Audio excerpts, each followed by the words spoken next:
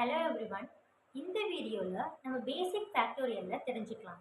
So first வந்தோம்னா 1 factorial வந்து 1, 2 factorial வந்து 2, 3 factorial 6, 4 factorial 24, 5 factorial 125, 6 factorial 720.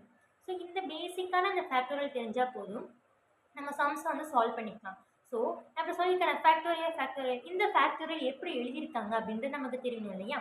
Okay, so first வந்து என்னன்னா n ஃபேக்டோரியல் இதை நம்ம எப்படி எழுதுவோம் அப்படின்னா n factorial into n minus one the factorial n minus two the factorial. கொஞ்சம் கன்ஃபியூஸ் ஆகிற மாதிரி இருக்குல்ல? ஒரு எக்ஸாம்பிளோட சொல்கிறேன். இப்போ நான் எக்ஸாம்பிளுக்கு ஒரு 5 ஃபேக்டோரியல் நான் கண்டுபிடிக்கணும்னு நினைக்கிறேன். ஓகேவா? ஸோ ஃபர்ஸ்ட் நமக்கு n வந்து என்னது 5. நம்ம இந்த 5 போட்டாச்சா? இந்த இந்த இந்த ஃபார்முலாவே இதையும் நீங்கள் கம்பேர் பண்ணி பாருங்க. ஓகேவா? இப்போ இங்கே நான் என்ன கொடுத்துருக்கேன்? n மைனஸ் ஒன் அப்படின்னு கொடுத்துருக்கேன்னா அப்போ 5 மைனஸ் ஒன் நமக்கு என்னது 4. அப்போ 4 ஃபேக்டோரியல்.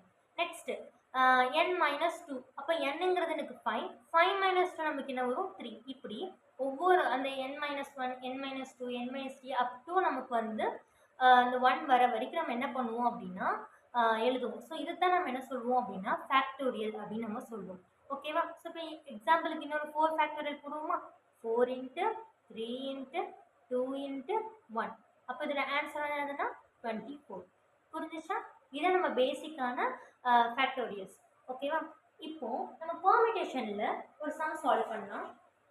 இப்போ போன வீடியோவில் நம்ம என்ன படிப்போம்னா பெர்மிட்டேஷன் காம்பினேஷனா என்னன்னு சொல்லி பார்த்துருப்போம், ஃபார்முலாஸை பார்த்துருப்போம். இப்போ அந்த ஃபார்முலாவை யூஸ் பண்ணி நான் சம்ஸை வந்து சால்வ் பண்ண போகிறேன். ஓகேவா? ஸோ ஃபர்ஸ்ட் சம் வந்து பார்த்தோம் அப்படின்னா 3p2. ஸோ இப்போ இருக்கா இதில் வந்து இந்த இடம் இருக்குது பார்த்தீங்களா? இதுதான் வந்து என்னன்னா n. இந்த இடம் இருக்குது பார்த்தீங்களா? இது வந்துன்னா r. அப்போது npr நமக்கு ஆல்ரெடி ஃபார்முலா தெரியும். n factorial divide by n minus R the whole factorial. Okay, இப்போ நம்ம n வந்து நமக்கு என்னது 3 ஃபேக்டோரியல் டிவைடட் பை இங்கே நமக்கு வந்து 3 மைனஸ் ஆரோட வேல்யூ நமக்கு வந்து 2. ஓகேவா? இது நம்ம சால்வ் பண்ணோம் அப்படின்னா 3 factorial divided by 1 factorial. 3 factorial நமக்கு ஆன்சர் நமக்கு என்னது அப்படின்னா 6. 1 ஃபேக்டோரியல் வந்து 1 தான். அப்போ ஆன்சர் வந்து என்னன்னா 6. ஓகேவா?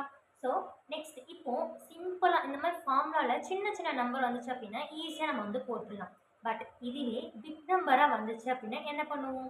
இப்போது 10p3 அப்படின்னு சொல்லி நம்ம எடுத்துக்கலாம். ஓகேவா? ஸோ இந்த மாதிரி இதில் நான் உங்களுக்கு சிம்பிளாக சொல்கிறேன். என்னென்னா இப்போ இந்த ஃபர்ஸ்ட் நமக்கு இந்த 10 இருக்கா, அதை அப்படியே போட்டுக்கோங்க. போட்டுட்டு நெக்ஸ்ட் என்னென்னா நமக்கு இங்கே என்ன கேட்டிருக்காங்க? 3 இது வந்து அரேஞ்ச் பண்ண சொல்லியிருக்காங்க. கரெக்டாக? ஸோ அப்போ வந்து நம்ம இங்கே கவுண்டிங் வந்து 3 வர மாதிரி பார்த்துக்கோங்க. ஆல்ரெடி 1 போட்டாச்சு. அப்போலேருந்து 1 வந்து லெஸ் பண்ணுங்கள். ஓகேவா? இப்போ 9 வரும். அப்போது இதிலேருந்து 1 லெஸ் பண்ணுங்க 8. இப்போ வந்து நமக்கு இங்கே 3 வந்து நம்ம என்ன பண்ணியாச்சு? அரேஞ்ச் பண்ணியாச்சு. இப்போ இதை நீங்கள் மல்டிப்ளை பண்ணீங்க அப்படின்னா 720 வரும். இதான் இப்போ நம்மளுக்கு வெரிஃபை பண்ணுறதுக்காக நான் ஃபார்முலாலையும் போட்டு காட்டுறேன். ஓகேவா?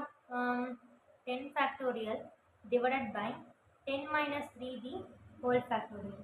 அப்போது 10 into 8 into 7 factorial divided by இங்கே நமக்கு 7 ஃபேக்டோரியல் 7 கேன்சல் ஆயிடுச்சு அப்படின்னா நமக்கு 720 வரும். ஓகேவா? ஸோ இது வந்து ஒன் ஆஃப் தி ஷார்ட்கட். நீங்கள் இதையும் நீங்கள் யூஸ் பண்ணிக்கலாம். ஒரு வெரிஃபிகேஷனுக்காண்டி நான் வந்து உங்களுக்கு இதை யூஸ் பண்ணிக்கிறேன். ஓகேவா? இந்த வீடியோவில் நம்ம பெர்மிட்டேஷனில் பேசிக்காக ஒரு சம் எப்படி சால்வ் பண்ணுறது நம்ம வந்து கற்றுக்கிட்டோம்.